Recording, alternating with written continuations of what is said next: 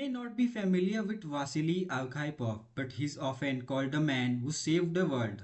He's the Soviet naval officer who stopped a nuclear war during the Cuban Missile Crisis.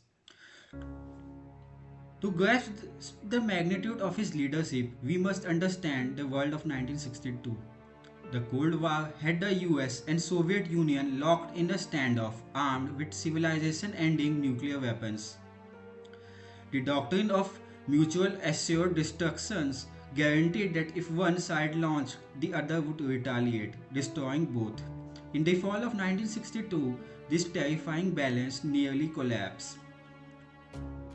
The flashpoint was Cuba. For 13 terrifying days in October, the world held its breath after US reconnaissance discovered secret Soviet nuclear launch sites just 90 miles from Florida. President John F. Kennedy imposed a naval quarantine while Soviet Premier Nikita Khrushchev refused to back down. As military alerts peaked, a single miscommunication was all it would take to ignite the final conflict of the human race. While leaders negotiated on the surface, the real danger lurked far below the waves. A secret flotilla of four Soviet submarines was navigating towards Cuba.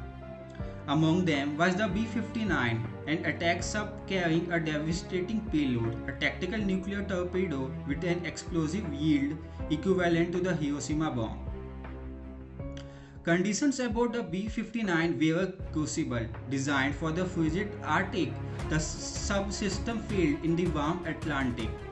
With broken air conditioning, temperatures soared to a hellish 120 degrees Fahrenheit and over 140 degrees in the engine room. Sailors were passing out at their stations from heat, dehydration, and the carbon dioxide poisoning. Then the nightmare worsened. On October 27th, a US naval task force detected the B-59. Unaware the sub was nuclear armed, the Americans were determined to force it to the surface.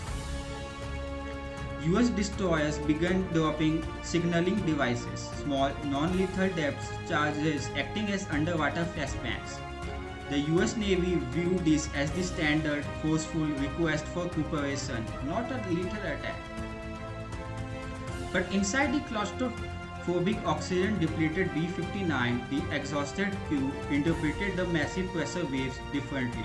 To them, they weren't signals, they were deafening explosions. Cut off from the outside world, they believed they were under direct attack in a deep sea storm. This extreme stress fractured the formal chain of command. Captain Valentin Savitsky, his judge clouded by physical and psychological exhaustion, reached his breaking point. Believing World War III has already begun on the surface and his ship was being destroyed, Savitsky made a fatal decision. We are going to blast them now, he shouted. We will die, but we will sink them all. Savitsky gave the most consequential command in human history: arm the T-5 nuclear torpedo and prepare to fire it at the US task force.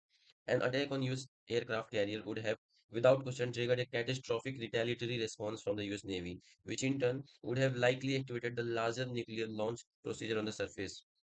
We would be telling this story, if anyone was left to tell it, as the story of the start of World War III. However, Soviet protocol required something unique for this secret mission: an anonymous vote among the three senior officers on board to launch a nuclear weapon. The protocol was simple but terrifying. Three men, three authorization. The first voice speaks. Captain Savitsky, whose panic and exhaustion had already sealed his decision. Yes, he confirmed. The second voice spoke. Captain Semyon Maslenikov, the political officer, the commissioner whose job was to ensure party loyalty and aggression. So he agreed with his captain. Yes, he said. The consensus was building. The groupthink bone of stress and isolation was nearly complete. In seconds, a consensus of panic could authorize the apocalypse. The entire weight of the human history now rested on the shoulder of the final voting member, the second in command, Vasily Arkhipov. He was 36, respected for his calm demeanor, and critically, he was the only man whose critical thinking had not been completely eroded by the environment. As the other two officers prepared to authorize the launch, Arkhipov enacted the single most courageous act of leadership in human history.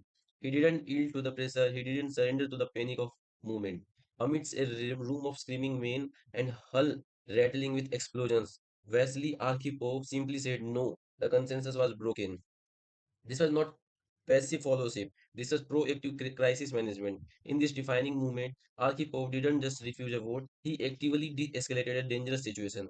He used emotional intelligence and calm, rational logic to break the feedback loop of panic in his superior officer.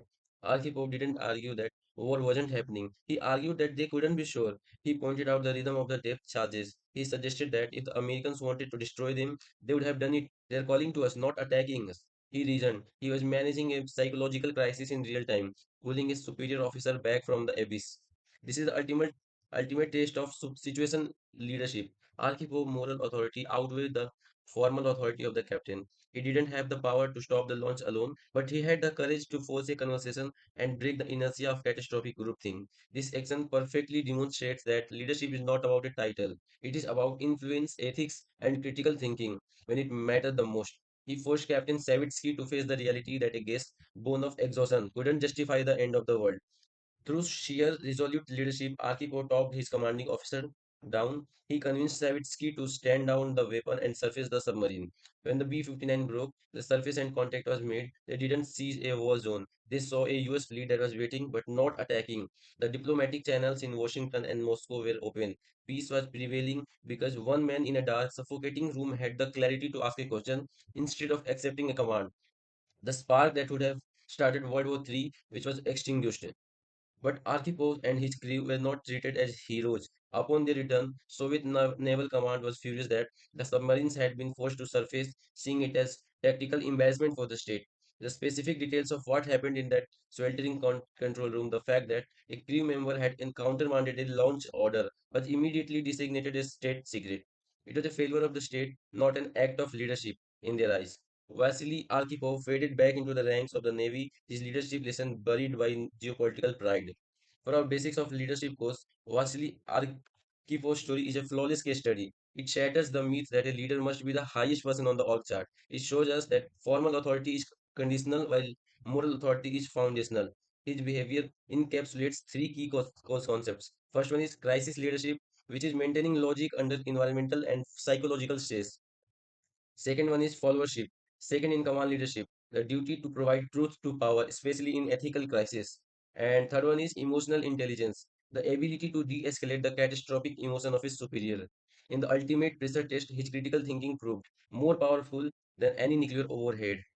Wesley Archibald teaches us that the quality of a leader is not the ability to command, but rather the capacity to think clearly, act ethically, and possess the profound courage to challenge a catastrophic consensus, especially when the stakes are infinite. In a world that is always on the brink of another crisis, his story is a vital reminder that leadership is a behavior, a choice that we make when the environment is hardest. He is not a leader of a nation or a company, but the leader who showed the world that a choice can be more powerful than a weapon. Archipo passed away in 1998, a quite forgotten figure of the Cold War. The full details of his interventions were only revealed in 2002. Yet, in that sweltering control room in 1962, his quite resolute leadership didn't just prevent a battle, it ensured that humanity had a future. If you are alive today to watch this, you owe your existence, in part to the ethical courage of Vasily Arkhipov, the unknown leader who saved the world. Thank you.